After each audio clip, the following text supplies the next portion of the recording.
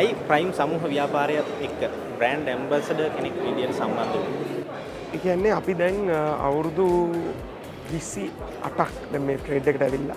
එතකොට අපි හැමතිස්සෙම මොකක් හරි බ්‍රෑන්ඩ් එකක් එක්ක හෝ කම්පැනි එකක් එක්ක හෝ කොන්ග්ලොමරේට් එකක් එක්ක අපි පාර්ට්නර්ෂිප් එකක් යනකොට බ්‍රෑන්ඩ් ඇම්බැසඩර් පාර්ට්නර්ෂිප් එකක් යනකොට අපි ඉස්සෙල්ලාම කියන්නේ චෙක් කරන දේ තමයි අපේ තියෙන දැක්ම ඒ විෂන් එක ඒ කම්පැනි එකට ඒකමද තියෙන්නේ කියලා.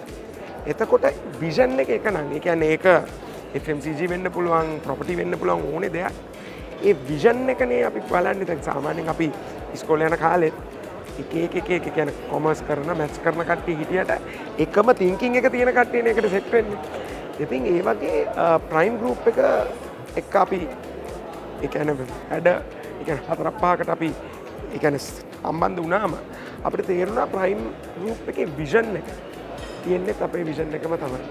ඒ කියන්නේ ඒගොල්ලන්ට ඕනේ මේ කන්ස්ට්‍රක්ෂන් ඉන්ඩස්ට්‍රි එකේ ග්ලෝබල් ප්ලේයර්ස්ලත් එක්ක ගිහිල්ලා හැප්පෙන්න සහ ඒ ග්ලෝබල් නෙට්වර්ක් එකේ ශ්‍රී ලංකාවේ ඩෙන්ටිටි එක එස්ටැබ්ලිෂ් කරන්න. ඒ කියන්නේ රියල් දැන් ඔයාලට අතන පේනවා ඇති පිටිපස්සේ ඒ කියන්නේ ග්ලෝබල් ප්‍රොජෙක්ට්ස් කරන්න. එතකොට අපි ඒ ඔස්සේ තමයි මේ පාර්ට්නර්ෂිප් එක ඇති වෙන්නේ. Two legacies, one vision. Two legacies, one vision. ඒ වගේම තමයි දැන් ඔබ ඇතුළු කණ්ඩායමත් ට්‍රස්ට් කරන ඉතා විශාල ඔඩියන්ස් එකක් ලංකාවේ ඉන්නවා. ආයෝජකයෙක් විදියට මේ වගේ ආයතනයක් සමග සම්බන්ධ වෙනවා.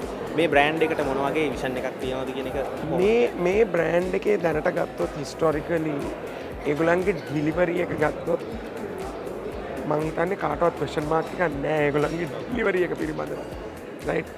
ඒ කියන්නේ ඒ කරන වැඩේ හොඳටම කරනවා. සහ ඒගොල්ලන්ගේ දැන් යන අලුත් ප්‍රොජෙක්ට්ස් හැමතැනම ගත්තාම ඉන්ටර්නැෂනල් ස්ටෑන්ඩඩ් එකේ ප්‍රොජෙක්ට්ස් ගොඩක් යනවා. ඒ කියන්නේ ඉන්ටර්නැෂනල් ස්ටෑන්ඩඩ් එකේ ලොකු ප්‍රොජෙක්ට්ස් යනවා ඒගොල්ලන්ගේ. ඉතින් මං හිතනවා ඉන්වෙස්ටර් කෙනෙකුට බය වෙන්න දෙයක් නැහැ. ඉන්වෙස්ටර් කෙනෙකුට ඇවිල්ලා ඉන්වෙස්ට් කරලා වැඩේ කරන්න තමයි. ඒ කියන්නේ ඉන්වෙස්ට් කරාට පස්සේ Tamanට ලැබෙන ප්‍රොඩක්ට් එක මං හිතන්නේ හොඳ ප්‍රොඩක්ට් එකක් ලැබෙනවා.